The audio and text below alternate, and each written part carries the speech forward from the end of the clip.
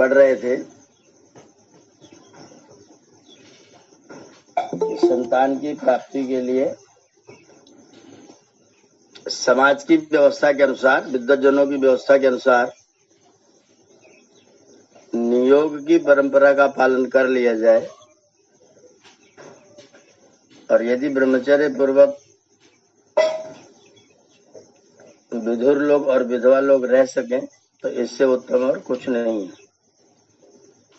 संतान की उत्पत्ति करने की इच्छा ही हो तो नियोग द्वारा संतान प्राप्त की जा सकती है, ऐसा एक व्यवस्था है।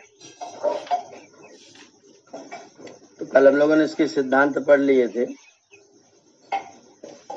स्वामी जी ने इस विषय में वेद के अनेक मंत्र दिए हुए हैं।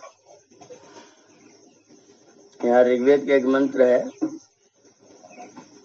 कुह शुद्धोषा कुह वस्तो रश्विना कुहा विपित्वम करतः कुहोषतु कोवाम शयुत्रा विधवेव देवरम मरियम नयोषा कृणुते सधस्थ आ उदीर स्वनार्यभिजीव लोकम गता सुमेतमुपशेष एहि हस्तग्राभस्य दिधिशोस्तवेदम पत्युर्जनित्वम अभिसंबभूत। इसका अर्थ दिया है, स्त्री पुरुषों जैसे देवर को विधवा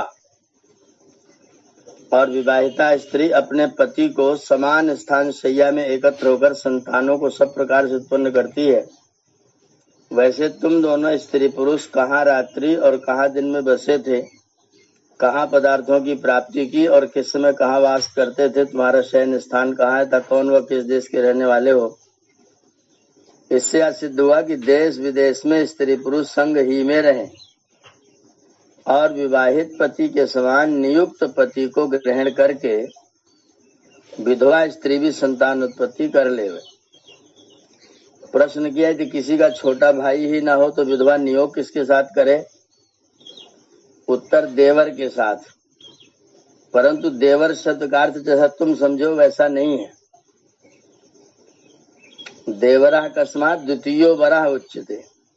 देवर माने दूसरा वर। ये जो छोटे भाई वाला देवर है वो अलग है। वहां पर देवरी धातु है, दिवु क्रीडायाम, जो स्त्री के द्वारा परिवार में पति के साथ साथ पालनीय है, व्यवहारणीय है, उसका नाम भी देवर हमारे हिंदी भाषा में प्रसिद्ध है। लेकिन यहाँ जो वैदिक देवर शब्द है वो द्वितीय वराह देवरा है। देवर उसको कहते हैं जो विधवा का दूसरा पति होता है, चाहे छोटा भाई व बड़ा भाई अथवा अपने वर्ण व अपने से उत्तम वर्ण वाला हो, जिससे नियोग करे उसी का नाम देवर है। नारी विधवे तू इस मरे हुए पति की आशा छोड़ के बाकी पुरुषों में से जीते हुए दूसरे पति को प्राप्त हो और इस बात का विचार और निश्चय रख कि जो तुझ विधवा के पुनः पानी ग्रहण करने वाले नियुक्त पति के संबंध के लिए नियोग होगा तो इदम यह जनित्वम जना हुआ बालक उसी नियुक्त पति का होगा, और जो तू अपने लिए नियोग करेगी तो वह संतान तेरा होगा। ऐसा निश्चय युक्त अभिसंभूत हो और नियुक्त पुरुष भी इसी नियम का पालन करे। हे पति और देवर को दुख न देने वाली स्त्री, तो इस गृहाश्रम में पशुओं के लिए कल्याण करने हारी, अच्छे प्रकार धर्म नियम में चलने वाली, रूप और सर्व शास्त्र विद्या युक्त, उत्तम पुत्र पौत्र आदि से सहित शूरवीर पुत्रों को जनने, देवर की कामना करने वाली और सुख देने हारी प्रतिभा देवर को प्राप्त होके इस गार्हपत्यम गृहस्थ संबंधी अग्निहोत्र को सेवन किया कर। जो अक्षत योनि स्त्री विधवा हो जाए तो पति का निज छोटा भाई भी उससे विवाह कर सकता है। एक सिद्धांत मनुजी ने दिया हुआ है। एक स्त्री व पुरुष कितने नियोग कर सकते हैं और विवाहित नियुक्त पतियों का नाम क्या होता है? इसका वेद मंत्र का प्रमाण दिया। सोमः प्रथमो विविधे गंधर्वो विविध उत्तर तृतीयो अग्निष्टे पतिस्तुरीयस्ते मनुष्यजा। जो तेरा प्रथमा पहला विवाहित पति तुझको विविधे प्राप्त होता है उसका नाम सोम, सुकुमारता आदि गुणयुक्त होने से सोम। जो दूसरा नियोग से विविधे प्राप्त होता है वह गंधर्वा, एक स्त्री से संभोग करने से गंधर्व, जो तृतीय उत्तरादो के पश्चात तीसरा होता है वो अग्नि, अति उष्णता युक्त होने से अग्नि संजक, और जो तेरे तुरिया चौथे से लेकर 11वें तक नियोग के पति होते हैं वे मनुष्य जाह, मनुष्य नाम से कहते हैं। जैसा इस मंत्र में 11वें पुरुष तक स्त्री नियोग कर सकती, वैसे पुरुष भी 11वीं स्त्री तक नियोग कर सकता है। एकादश शब्द से 10 पुत्र और 11वें पति को क्यों न गिने? जो ऐसा अर्थ करोगे तो विधवेव देवरम देवरा कस्मात द्वितीय बरा उच्चते अदेवृग्नि और गंधर्वो विविध उत्तरा इत्यादि वेद प्रमाणों से विरुद्ध अर्थ होगा, क्योंकि तुम्हारे अर्थ से दूसरा भी पति प्राप्त नहीं हो सकता। यहाँ मनुज ने लिखा है देवराद्वा सपिंडाद्वा स्त्रिया सम्यक नियुक्तया प्रजेप्सिताधिगंतव्या संतानस्य परीक्षये ज्येष्ठो यबीयसो भार्या यबीयान वाग्रज स्त्रियम पतितौ भवतो गत्वा नियुक्तावप्यनापदी। अर्थात पति की 6 पीढ़ियों में पति का छोटा व बड़ा भाई अथवा स्वजातीय तथा अपने से उत्तम जातिस्थ पुरुष से विधवा स्त्री का नियोग होना चाहिए, परंतु जो वह मृत स्त्री पुरुष और विधवा स्त्री संतानोत्पत्ति की इच्छा करती हो तो नियोग होना उचित है, और जब संतान का सर्वथा क्षय हो तब नियोग होए। जो आपातकाल अर्थात संतानों के होने की इच्छा न होने में बड़े भाई की स्त्री से छोटे का और छोटे की स्त्री से बड़े भाई का नियोग होकर संतान उत्पत्ति हो जाने पर भी पुनः वे नियुक्त आपस में समागम करें तो पतित हो जाएं। अर्थात एक नियोग में दूसरे पुत्र के गर्भ रहने तक नियोग की अवधि है, इसके पश्चात समागम न करें, और जो दोनों के लिए नियोग हुआ हो तो चौथे गर्भ तक अर्थात पूर्वोक्त रीति से 10 संतान तक हो सकते हैं। पश्चात विषया शक्ति गिनी जाती है, इससे वे पतित गिने जाते हैं। और जो विवाहित स्त्री पुरुष भी 10वें गर्भ से अधिक समागम करें तो कामी और निंदित होते हैं। अर्थात विवाह व नियोग संतानों ही के अर्थ किए जाते हैं, पशुवत काम क्रीड़ा के लिए नहीं। नियोग मरे पीछे ही होता है, वह जीते पति के भी। तो उत्तर दिया जीते भी होता है। अन्य मिच्छस्व सुभगे पतिमत, पति संतानोत्पत्ति में असमर्थ हो गए तब अपनी स्त्री को आज्ञा देवे कि हे सुभगे सौभाग्य की इच्छा करने वाली स्त्री, तू मत मुझसे अन्यम दूसरे पति की इच्छा से इच्छा कर, क्योंकि अब मुझसे संतानोत्पत्ति की आशा मत कर। तब स्त्री दूसरे से नियोग करके संतानोत्पत्ति करे, परंतु उस विवाहित महाशय पति की सेवा में तत्पर रहे। वैसे ही स्त्री भी जब रोग आदि दोषों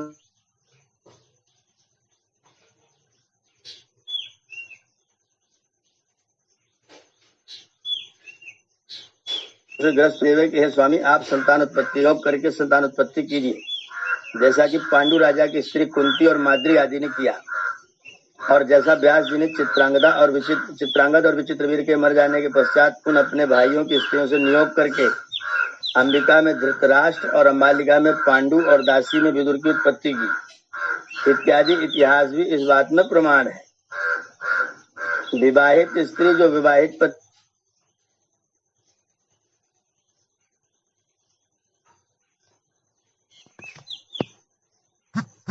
के लिए गया हो तो देख के पश्चात नियोग करके संतान उत्पत्ति कर ले। जब विवाहित पति आवे तब नियुक्त पति छूट जावे। वैसे ही पुरुष के लिए भी नियम है कि बंध्या हो तो 8वें विवाह से 8 वर्ष तक स्त्री को गर्भ न रहे तो, संतान होकर मर जाए तो 10वें, और जब जब हो तब तब कन्या ही हो, पुत्र न हो तो 11वें वर्ष तक, और जो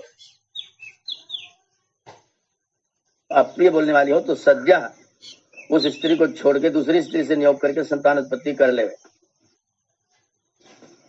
महिला अप्रिय बोलने वाली हो, झगड़ा करने वाली हो, कलह करने वाली हो, प्रेम और श्रद्धा न रखती हो तो भी यहाँ पर व्यवस्था लिखी है मनु जी ने कि उसको उस पति से फिर संतान प्राप्त करने की इच्छा नहीं करनी चाहिए।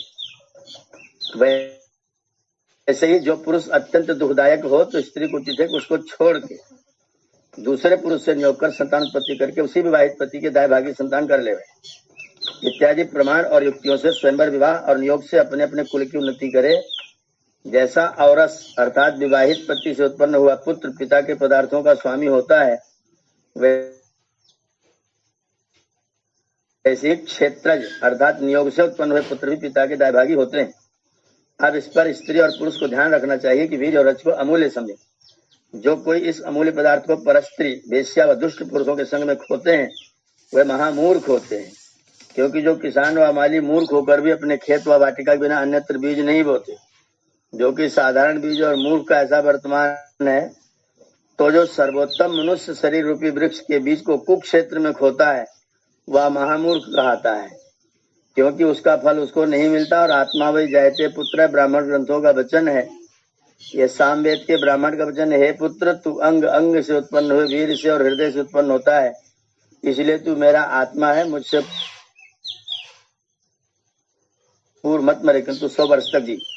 जिससे ऐसे ऐसे महात्मा और महासियों के शरीर उत्पन्न होते हैं उसको वेश्यादि दुष्ट क्षेत्र में बोना और दुष्ट बीज अच्छे क्षेत्र में बुआना महापाप का काम है। विवाह क्यों करना? क्योंकि इससे स्त्री पुरुष को बंधन में पड़ के बहुत संकोच करना और दुख भोगना पड़ता है। इसलिए जिसके साथ जिसकी प्रीति हो तब तक वो मिले रहे, जब प्रीति छूट जाए तो छोड़ दे। में ये प्रश्न है, उत्तर दिया स्वामी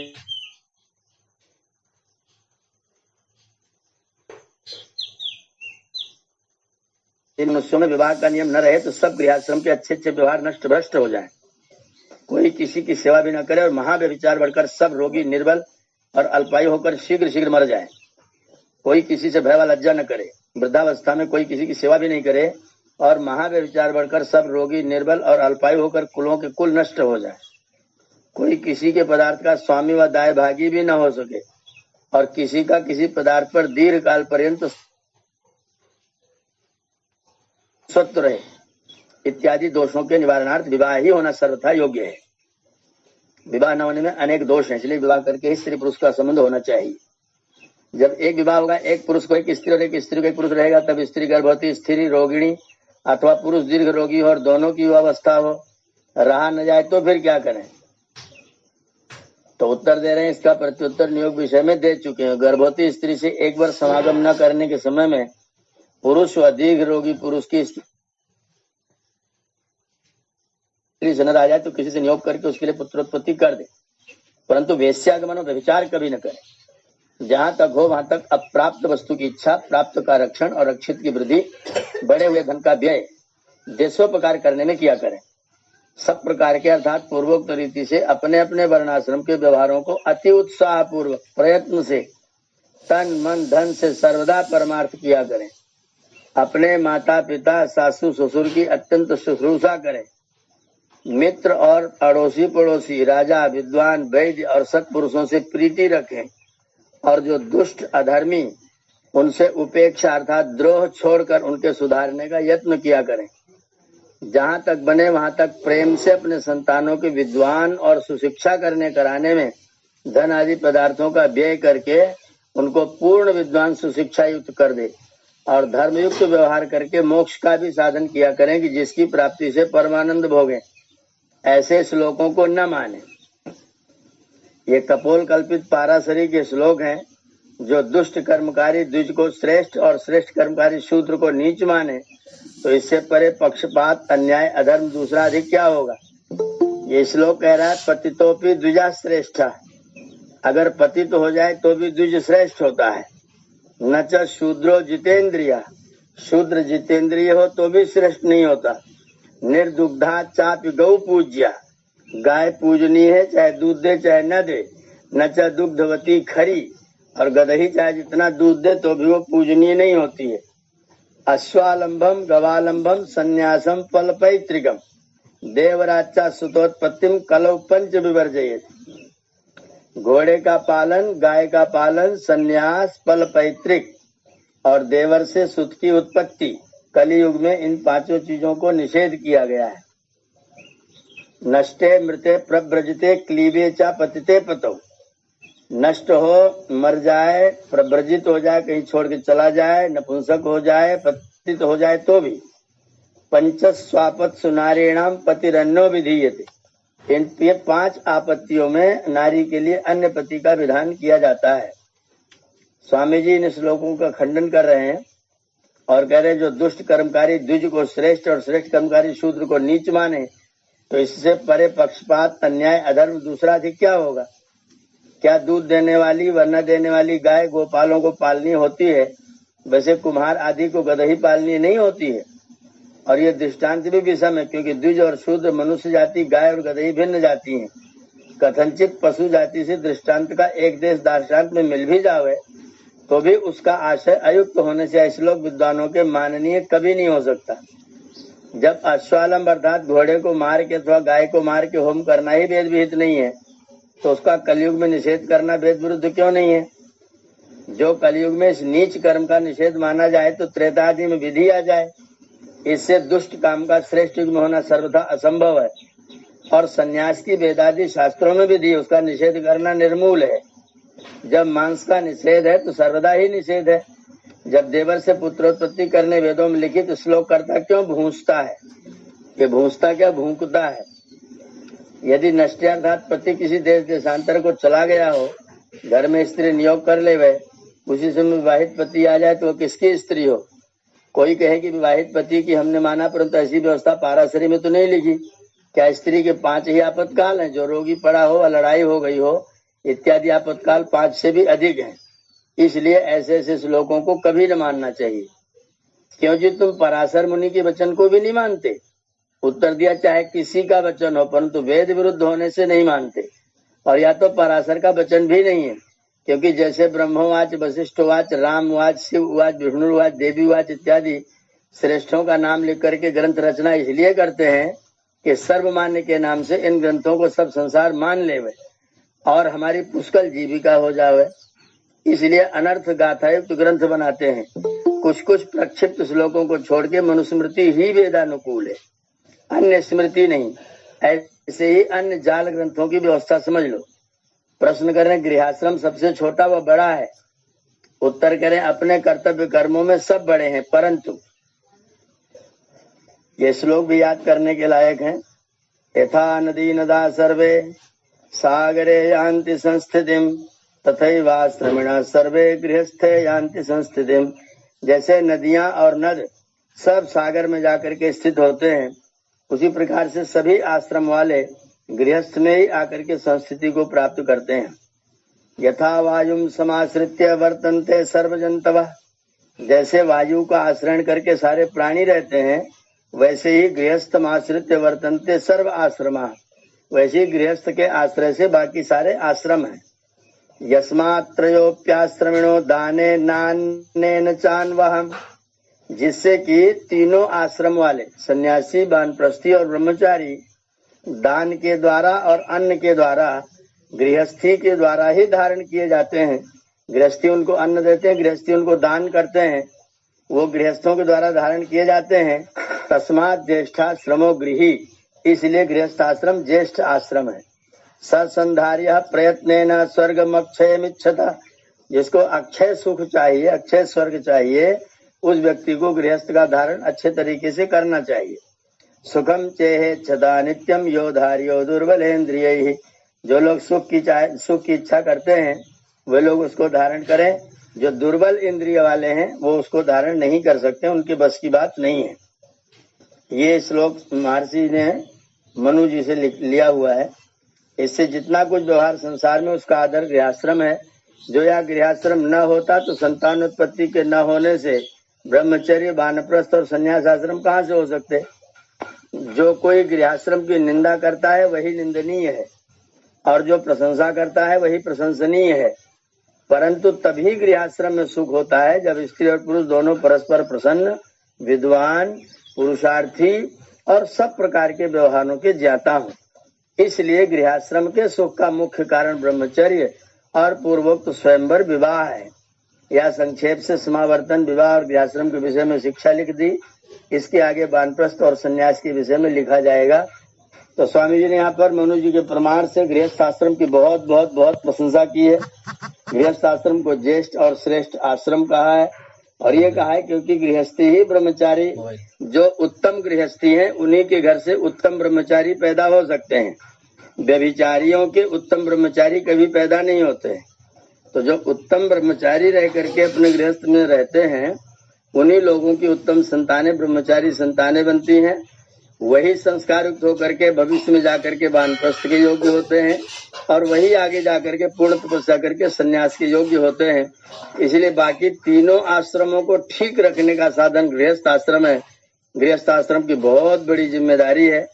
राष्ट्र को सुधारना है तो उसका पहला तरीका है अपने गृहस्थ को ठीक करना। ये स्वामी जी ने लिखा है, अपना गृहस्थ ठीक होगा तो पूरा राष्ट्र ठीक होगा। गृहस्थ बिगड़ा हुआ है इसलिए राष्ट्र भी बिगड़ा हुआ है।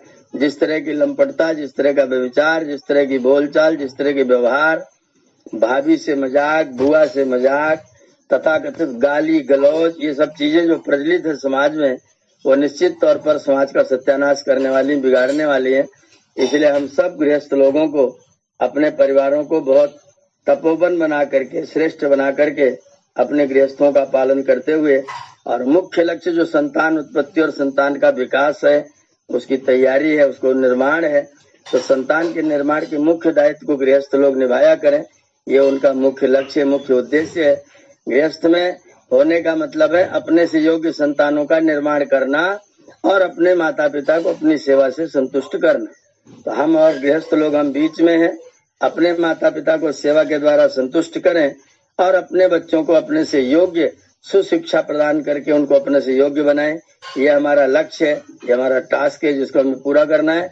उसके लिए हमको तपस्या करना पड़ेगा, श्रम करना पड़ेगा, स्वाध्याय अध्ययन करना पड़ेगा। नित्य स्वाध्याय अध्ययन हम करेंगे तो संतान देखेंगे हमारे पिताजी पढ़ रहे हैं, माताजी पढ़ रहे हैं, इसका मतलब हमें भी पढ़ना चाहिए। तो उनके अंदर भी शिक्षा और विद्या की भावना आएगी। तो गृहस्थ को सुधारना माने संसार को सुधारना है। हम अपने गृहस्थों को ठीक करने की कोशिश करें, अपने गृहस्थों को सुंदर बनाने की चेष्टा करें। ये शिक्षा चतुर्थ समुल्लास के द्वारा महर्षि ने हमको प्रदान की है। ये यहाँ पर आज चतुर्थ समुल्लास समाप्त होता है। सभी का बहुत बहुत धन्यवाद। इसके आगे इस विषय में कोई प्रश्न हो अथवा आज जो प्रश्न भेजे गए हैं उन पर किसी को कोई विचार व्यक्त करना हो तो आप लोग आगे आए और अपना विचार व्यक्त कर सकते हैं। ओम।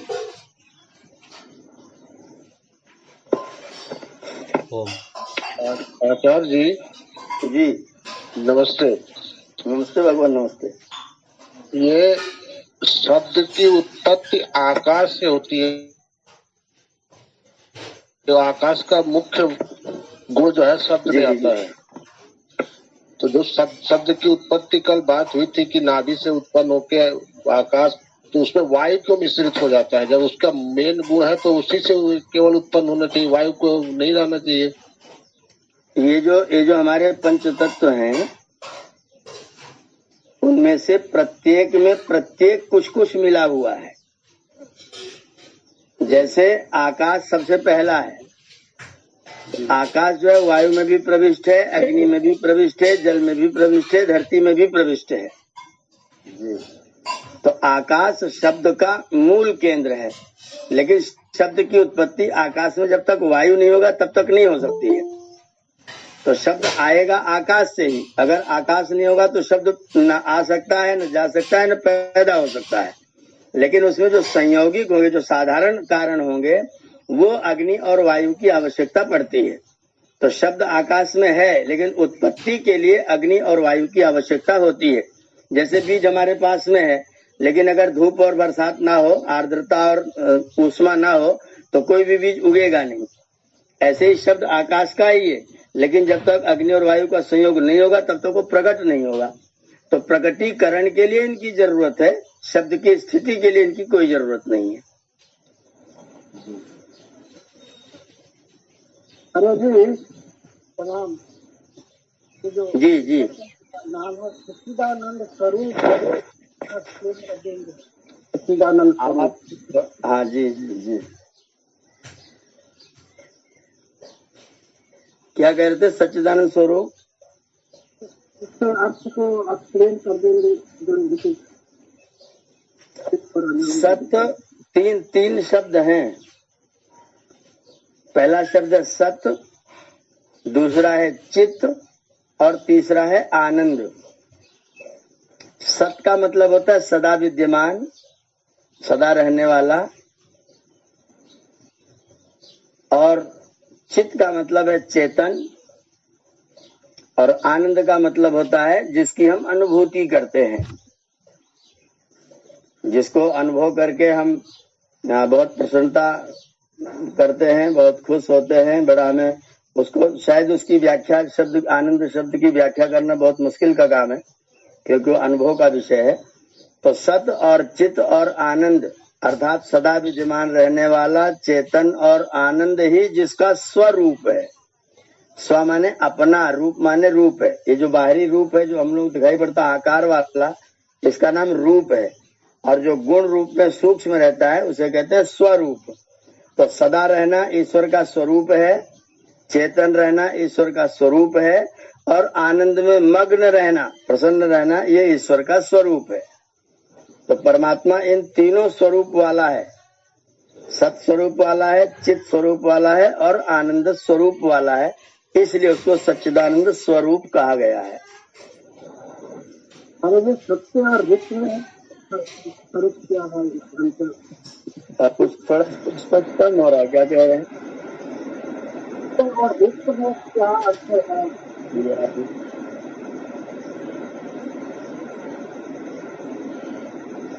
रित और सत्य में क्या अंतर है?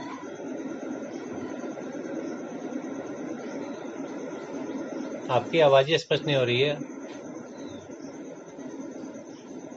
नमस्ते आचार्य जी।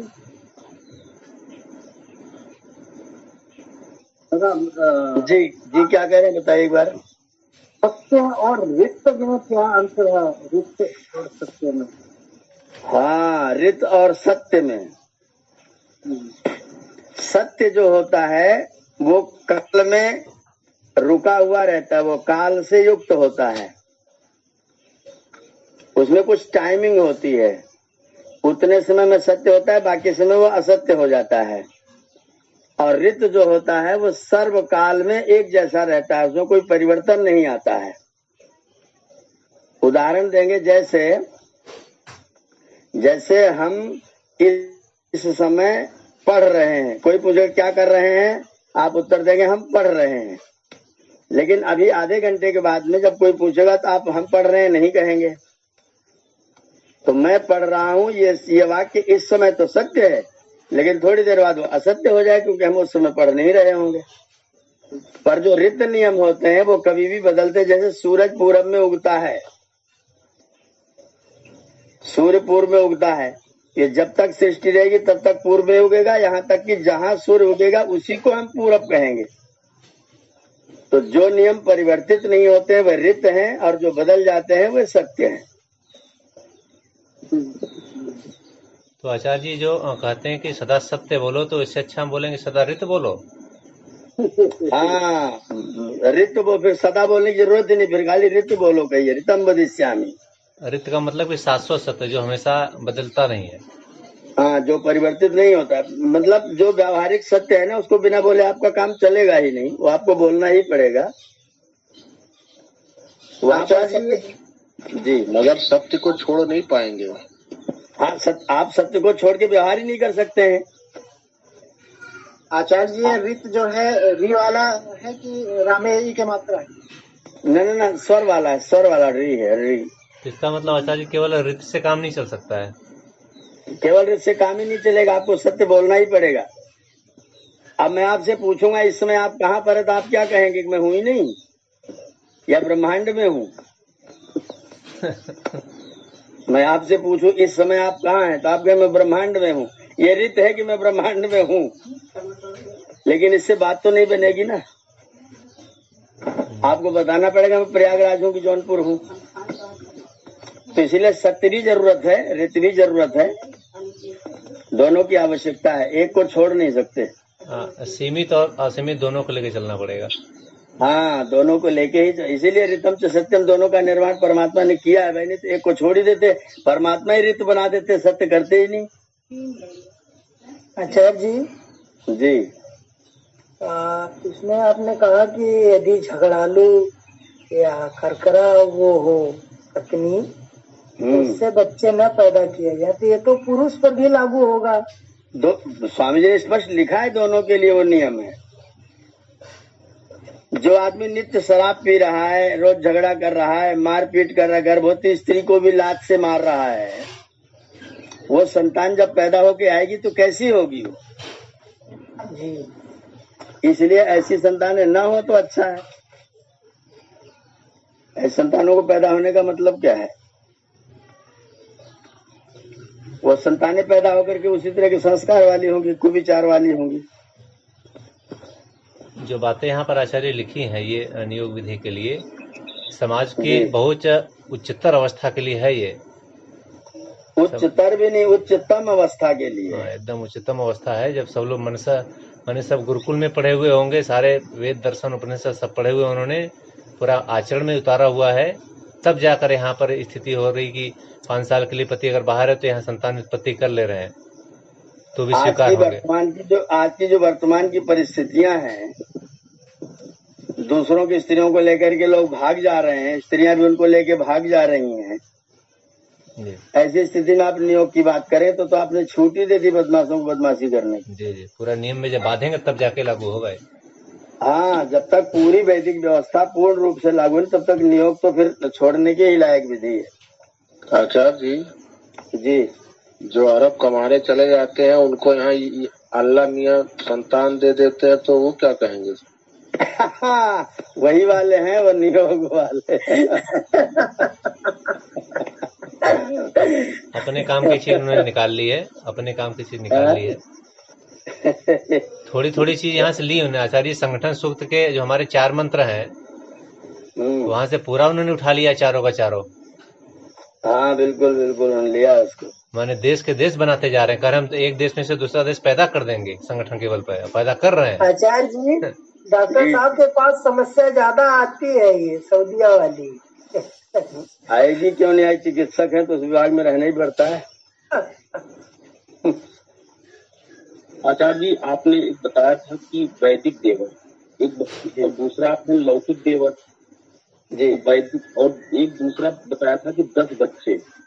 जी, ये 10 बच्चे और लौकिक देवर और वैदिक देवर में कितना अंतर बता दो। वैदिक देवर का मतलब होता है जो स्त्री से संतान की उत्पत्ति के लिए नियुक्त किया गया पुरुष है, वो वैदिक है। और लौकिक में पति के छोटे भाई को जो है देवर कहा गया है। पति का छोटा भाई स्त्री का देवर है। और वेद में जो देवर है उसका अर्थ है स्त्री के संतान उत्पत्ति के लिए नियुक्त किया गया कोई व्यक्ति। 10 बच्चे बताया था, 10 बच्चे पैदा कर सकते हैं। एक व्यक्ति 10 संतानें उत्पन्न कर सकता है, ये व्यवस्था है वैदिक व्यवस्था। प्रत्येक व्यक्ति 10 संतान तक पैदा कर सकता है। लेकिन वेद में एक जगह मंत्र है बहु प्रजा निर्ऋति महाविवेश, जिसकी अनेक प्रजाएं हो जाती हैं और उसकी इनकम उस तरह की नहीं होती, व्यक्ति बहुत कष्ट प्राप्त करता है। तो इसलिए अपनी जो अनिल अंबानी के होने चाहिए 10 बच्चे। जो साधारण लोग हों, जो उनकी शिक्षा दीक्षा ठीक न कर सकते हैं, वो लोग उतने अपनी योग्यता, अपनी क्षमता, अपनी कमाई के अनुसार संतान उत्पन्न करें। आचार्य जी, अनिल के तो 2 ही होने चाहिए, उनके मुकेश के ज्यादा होने चाहिए। अनिल तो कर्ज में है थोड़ा सा। अनिल तो ज्यादा कर्ज में है तो उनके पास कम ही रहे तो ठीक है। धीरेन्द्र वो कर्ज वर्ज नहीं है, सब कर्ज दिखाने का ड्रामा है। अच्छा, उन लोगों का जो कर्ज है ना वो दिखाने का ड्रामा है। हाँ। वो पाखंड है अनिल का, कर्ज में होना अनिल का पाखंड। सरकार से पैसा अपना माफ करवाने का तरीका है चाहिए, वो सब पाखंड है, पाखंड। आचार्य जी, एक प्रश्न यहाँ पे खड़ा हो रहा है कि 10 संतानें अगर सबकी होंगी जी, 10 मेरी हो गई, फिर मेरे 10 संतानों की 10-10 हो गई, तो अगली पीढ़ी में ही 100 हो गए। उसका क्या निराकरण होगा? तो संतानें ज्यादा होने से ईश्वर व्यवस्था तो ईश्वराधीन है। और 10 लोग मेहनत करेंगे ना, 10 तरीके की मेहनत करेंगे। ये तो धरती तो एकदम कितना हो जाएगी संख्या यहाँ पर, 10-10 करते जाएंगे तो मरेंगे तो 2 ही, पैदा होंगे 10। वैदिक व्यवस्था से काम करेंगे ना अमित जी। वो लोग सृष्टि में संसार की उन्नति का जब व्यवस्था, आज जो हमारे पास स्थिति है आपाधापी वाली, वो उसको दोषण के कारण से हम लोग व्यक्ति का शोषण करते हैं। एक के पास अरबों अरब है, एक गरीब मर रहा है। अगर वैदिक व्यवस्था के अनुसार चले तो जो प्रकृति का शोषण हम लोग कर रहे हैं वो नहीं करेंगे, और इतने लोगों का पालन पोषण प्रकृति प्रेम से कर सकेगी।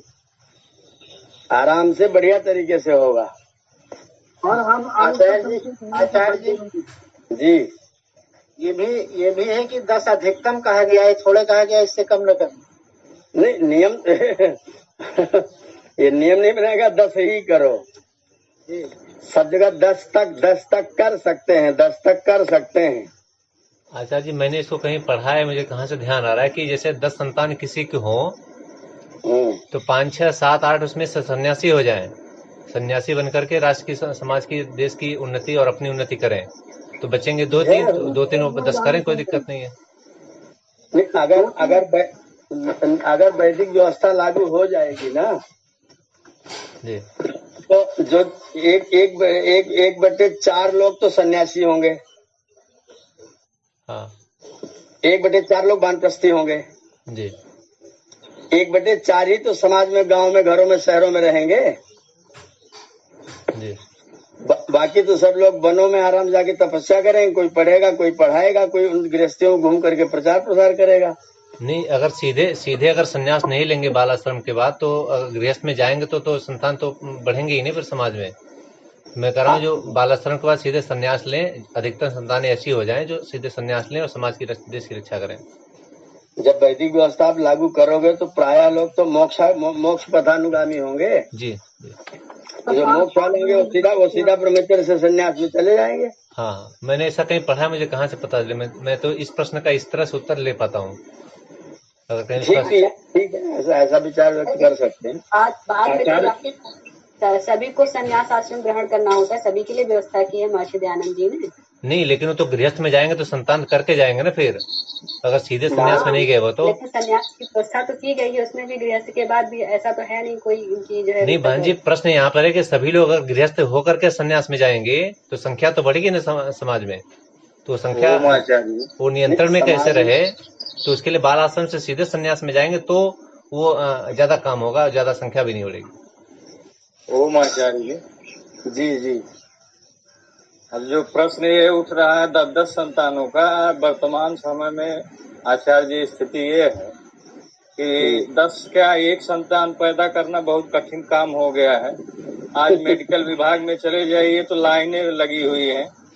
तो मेरा प्रश्न ये है कि वर्तमान परिस्थिति में जिस प्रकार वैदिक व्यवस्था का लोप हो चुका है जी, यदि कोई चाहे, जैसे मैं चाहता हूँ कि वैदिक विधि विधान के साथ संतान उत्पत्ति हो और जिस प्रकार वैदिक व्यवस्था में बनाया गया, क्या वह संभव है? यदि संभव है तो कैसे किया जाए? क्योंकि जिस प्रकार आपाधापी वाली स्थिति बनी हुई है, ना महिलाओं के पास समय है ना पुरुषों के पास समय है, तो ऐसी व्यवस्था में वैकल्पिक व्यवस्था कैसी बनाई जाए, या दोनों पति पत्नी किस प्रकार जीवन यापन करें कि उसका अनुसरण किया जा सकता। जी ओम। पति पत्नी दोनों अपने पंच यज्ञों को करते हुए अपने घर में निवास करें। संतानें अपनी जितने को हम अच्छे तरह निर्माण कर सकते हैं उतनी संतानें अपने पास में रखें, उतनी संतानें उत्पन्न करें, बाकी संतानें उत्पन्न न करें।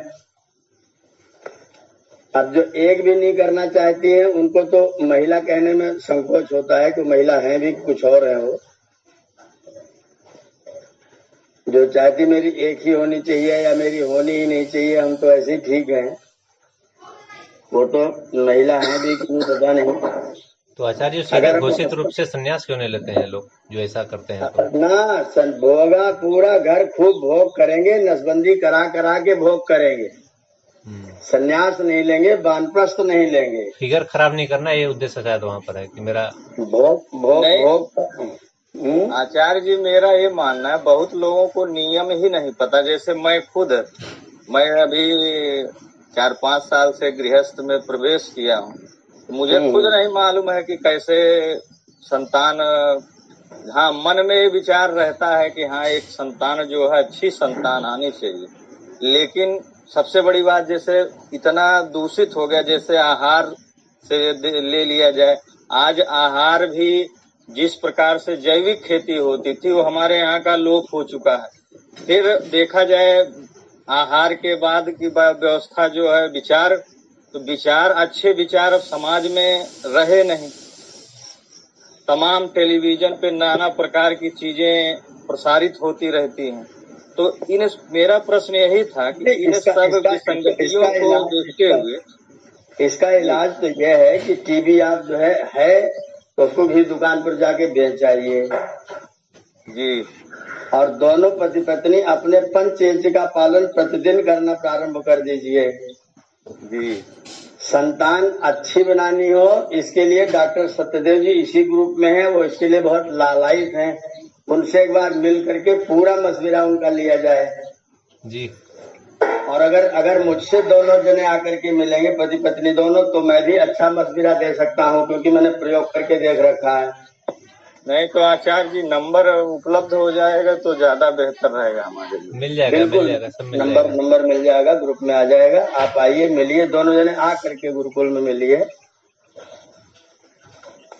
तो आचार्य जी अच्छे संतान पर पूरा नियम व्यवस्था बनाई जा सकती है, किया जा सकता है। हमने करके देखा है और हमारी सफलता है। आचार्य जी, जो आपके 5 प्रश्न हैं, 5 प्रश्न के आने से पहले एक प्रार्थना था आपसे कि जो यज्ञ है, यज्ञ जैसे मान लीजिए कि गुरुकुल में होता है, क्या हम लोग भी जो है कि कोई कराना चाहे कि गुरुकुल में यज्ञ हो, हमारे उससे हो, क्या उसका लाभ या उसका समष्टि के प्रति क्या प्रभाव पड़ेगा? क्या ऐसा है, ठीक है? बिल्कुल बिल्कुल ठीक है जी। इसके विषय में कुछ बताएं। जैसे कि मान लीजिए हम लोग कराना चाहते हैं कि एक दिन हम लोगों के नाम से हमारे गुरुकुल में जो सुबह शाम यज्ञ होता है आपके माध्यम से, वहाँ पर हम लोग अपना जो है कि जो भी हो योगदान दे करके यज्ञ कराएं, तो इसका क्या है महिमा? जैसे हम लोग यहाँ बैठ करके, जैसे आपके घर में पुरोहित आता है, यज्ञ कराता है, तो आपके घर में आकर के पुरोहित मंत्र पाठ करता है, आप उसको दान करते हैं, उसको दक्षिणा देते हैं, अपना घी सामग्री समझा लेते हैं, यज्ञ होता है। तो ये मान लें कि गुरुकुल आपका पुरोहित है और आपका यज्ञ हो रहा है, आपका समिधा सामग्री गुरुकुल में लग रहा है। जैसे गुरुकुल में हम लोग प्रतिदिन लगभग 500 रुपए का हमारा यज्ञ का खर्चा है। दोनों समय अग्निहोत्र होता है, दोनों समय का खर्चा लगभग 500 रुपए है। वो दे करके अगर कोई व्यक्ति गुरुकुल में अपना यज्ञ कराना चाहता है, तो हम लोग जब संकल्प का पाठ करेंगे तो उस व्यक्ति के नाम से संकल्प करेंगे और यहाँ पर उनका यज्ञ होगा।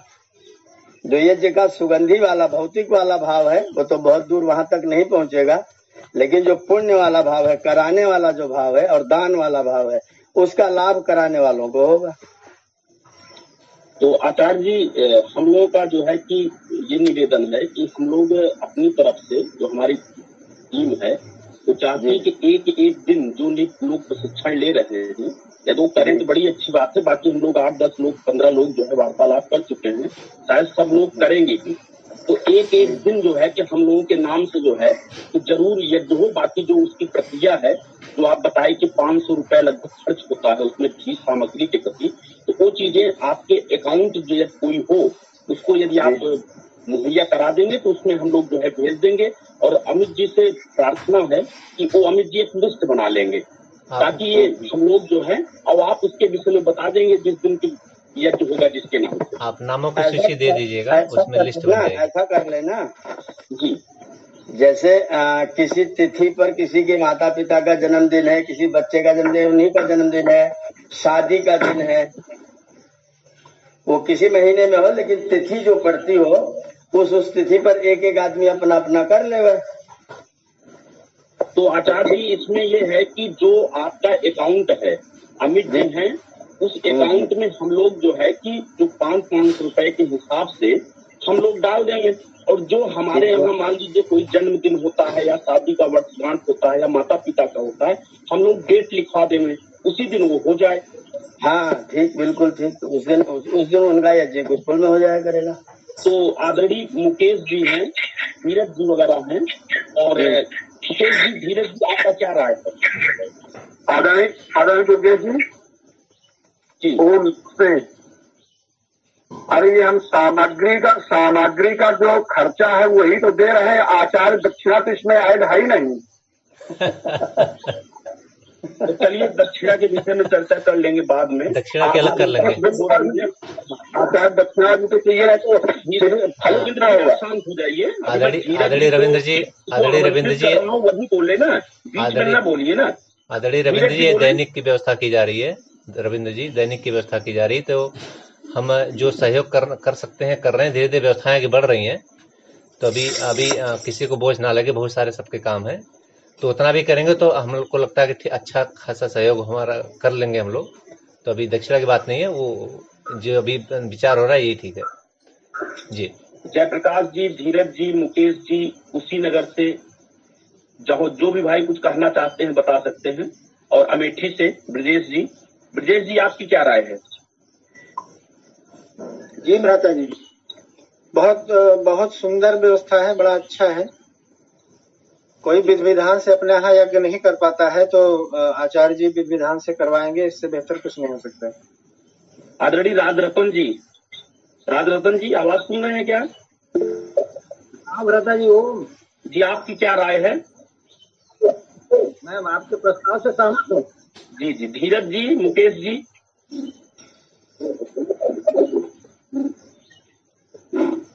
जयप्रकाश जी। ओम भैया जी, ओम जी, क्या राय है आपकी? बहुत अच्छा भैया जी, अति उत्तम है विचार। सुभाष जी,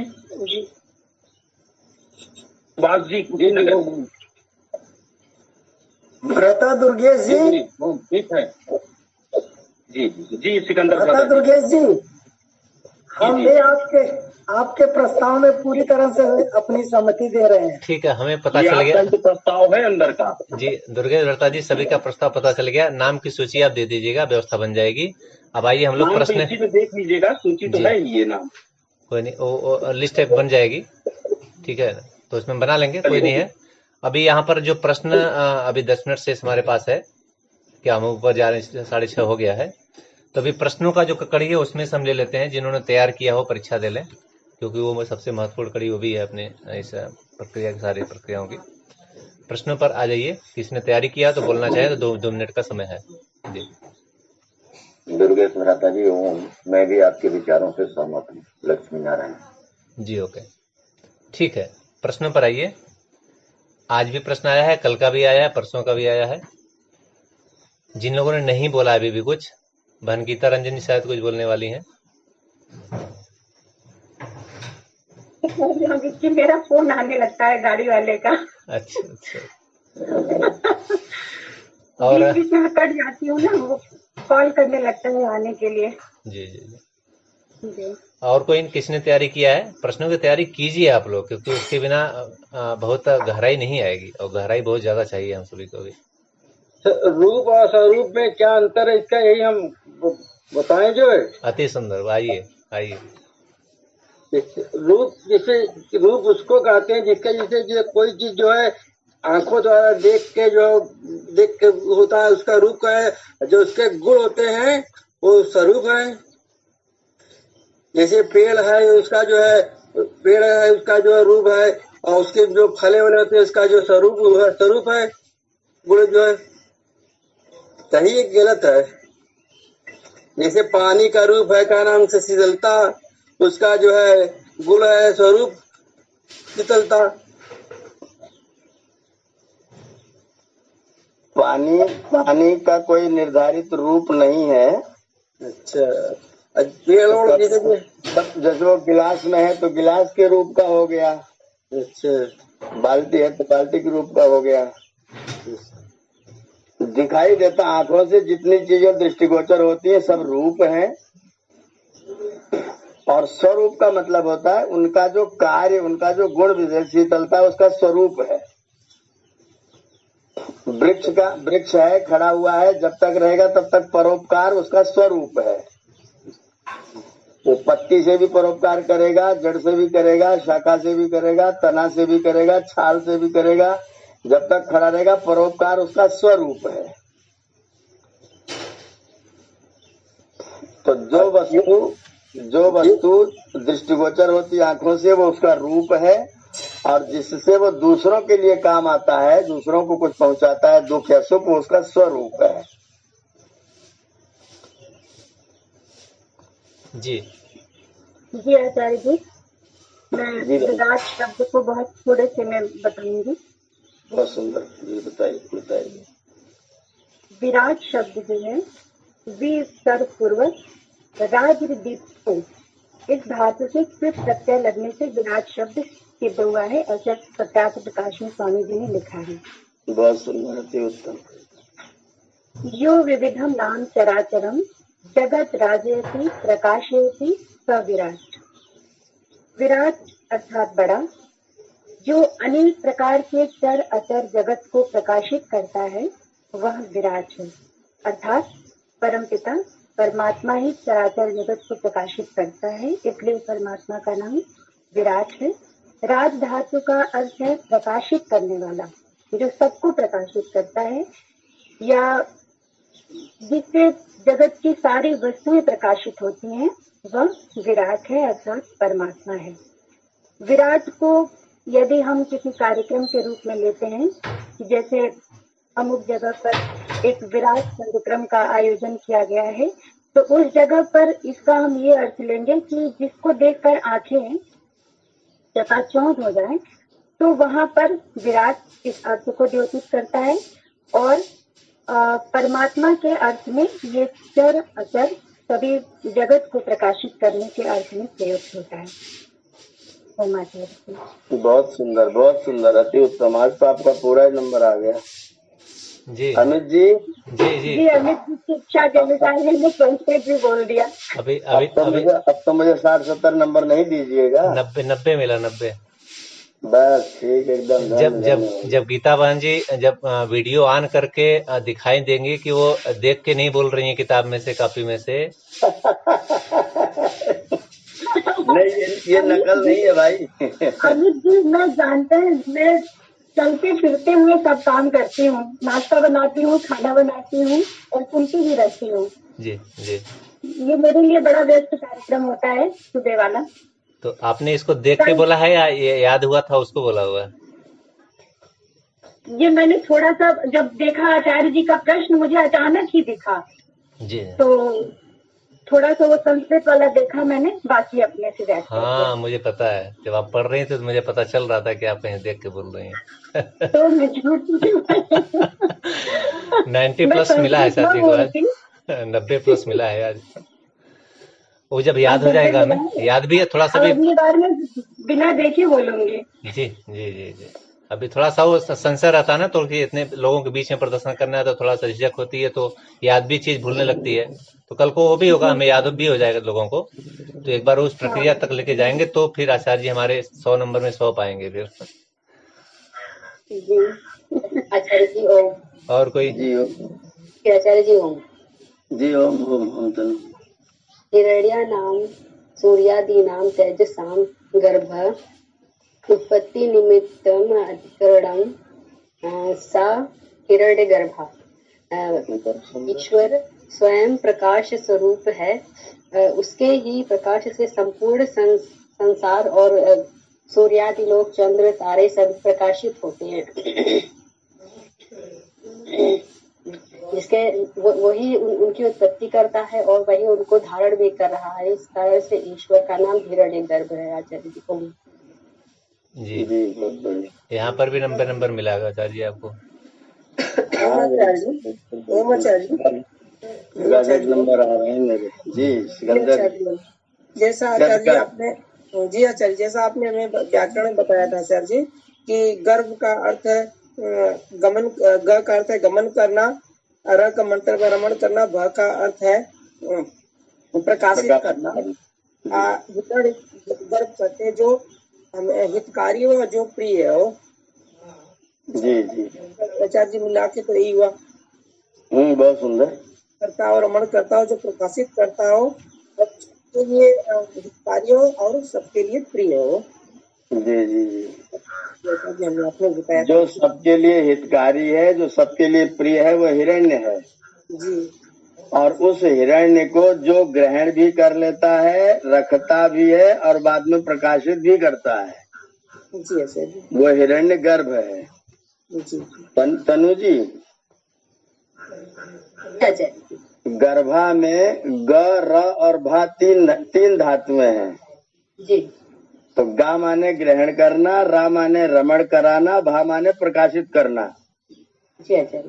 परमात्मा पूरे जगत को ग्रहण करके प्रलय कर देता है, 4 अरब 32 करोड़ वर्षों तक उसको रमण कराए रखता है, और 4 अरब 32 करोड़ वर्षों के बाद 4 अरब 32 करोड़ वर्षों के लिए उसको प्रकाशित कर देता है। जी इसलिए वो हिरण्यगर्भ है। आचार्य जी, ये जो धातु है ये समझ में नहीं आता है कि इसका कैसे मतलब समझा जाए कि किसका क्या धातु है, ये समझ में नहीं आता आचार्य जी। विषय से बिल्कुल हटके हो जाता है ना, कभी पढ़ा। वो जब आप व्याकरण में आएंगे तब आएगा। जब अष्टाध्यायी में पीएचडी कर लेंगे तब होगा बहन जी, वो आचार्य बोल रहे हैं।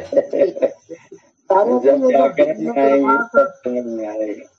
ये जो हिरण्यगर्भ का अर्थ बताया जा रहा है कि उत्पन्न करना, ग्रहण करना, धारण करना, ये जो ऊ जो है आकार, उसी का अर्थ है ना। हाँ जी हाँ जी हाँ जी हाँ जी, उकार से हिरण्यगर्भ का ग्रहण होता है ना। और जी जी जी बिल्कुल, उकार से हिरण्यगर्भ नाम का ग्रहण होता है, और हिरण्यगर्भ का ये अर्थ है। जी जी जी। जो जैसे ये गर्भ शब्द है ना, जैसे महिला है, स्त्रियां हैं, हम लोग हैं, तो स्त्री पहले पुरुष से गर्भ को ग्रहण करती है, गा माने ग्रहण करती है, रा माने 9 महीने तक उसको रमण कराती है, और भा माने उसको 9 महीने बाद में प्रकाशित कर देती है, इसलिए उसके गर्भ होता है। तो ऐसे परमात्मा का गर्भ है। परमात्मा भी सब चीज को पहले रखता है, बना बनाया ले लेता है, फिर कुछ समय रखता है, फिर प्रकाशित भी कर देता है। तो तीनों अर्थ जिसमें ग्रहण होते हैं उसी को हम लोग गर्भ कहते हैं। सारा जो हिरण्यगर्भा के ये सारे अर्थ ये हो गए, के हिरण्यगर्भा, तेजस, वायु और सर्वशक्तिमान, ये सब उनके अर्थ आते हैं। जी जी जी जी जी जी।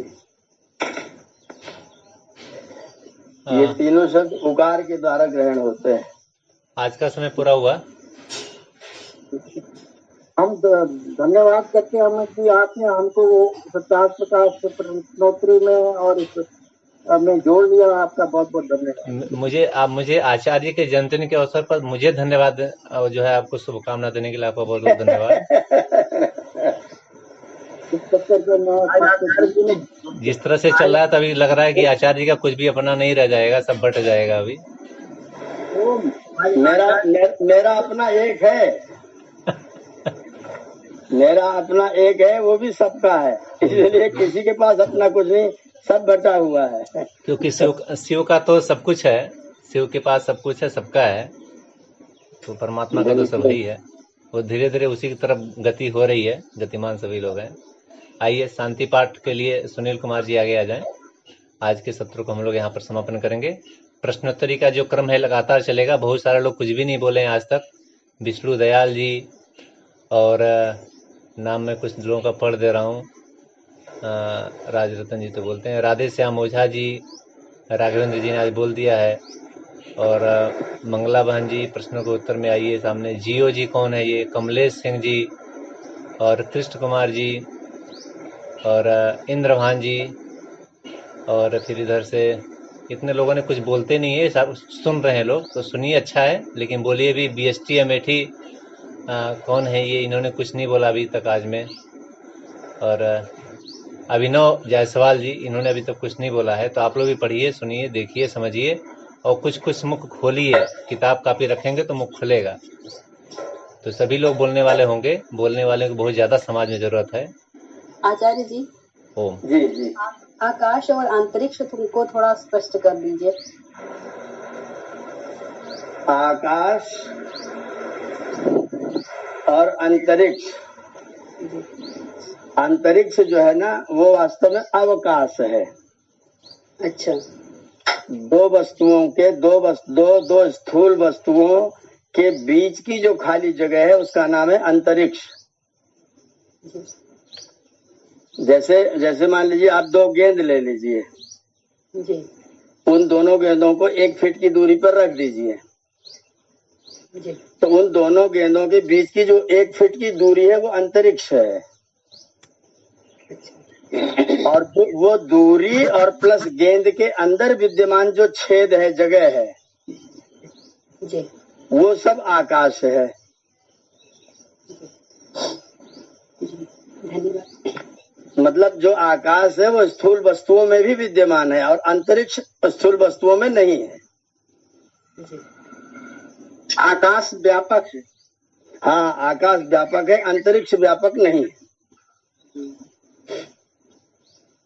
आकाश को आचार्य अंतरिक्ष को इसका मतलब हम देख सकते हैं, अपनी इंद्रियों से ग्रहण कर सकते हैं और आकाश को नहीं ग्रहण कर सकते हैं। हाँ, आकाश को नहीं ग्रहण कर सकते हैं। जी आचार्य इसकी दूरी दिखाई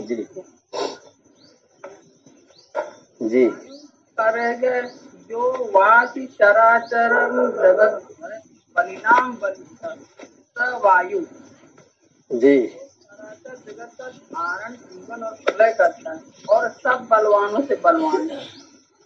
हाँ। नाम दिया गया या ईश्वर को वायु कहा गया है। जी बहन जी, आप किताब देख के पढ़ रही हैं, अच्छा है। जो बलवान होती है वो वायु ही होती है। हाँ बिल्कुल बिल्कुल, वायु का ही बल है, वायु ना हो तो कोई बल ही नहीं है। चलता है और उसी से प्रलय भी हो जाती है, कभी कभी बहुत ज्यादा वायु हो जाए तो उससे नष्ट भी हो जाता है बहुत। जी आचार्य, समापन का समय हुआ है, शांति पाठ के लिए सुनील कुमार जी आगे आ जाएं। सुनील कुमार जी सुन पा रहे हैं? जी जी आचार्य, समय की मर्यादा है, हमें भी ड्यूटी जानी होती है। आइए शांति पाठ करेंगे, समापन करेंगे सत्र। ओम ध्यो शांतिरंतरिक्षं शांतिः पृथिवी शांतिरापः शांतिरोषधयः शांतिः वनस्पतयः शांतिर्विश्वे देवा शांति ब्रह्म शांति सर्वं शांतिः शांतिरेव शांतिः कामा शांतिरेव। ओम शांतिः शांतिः शांतिः।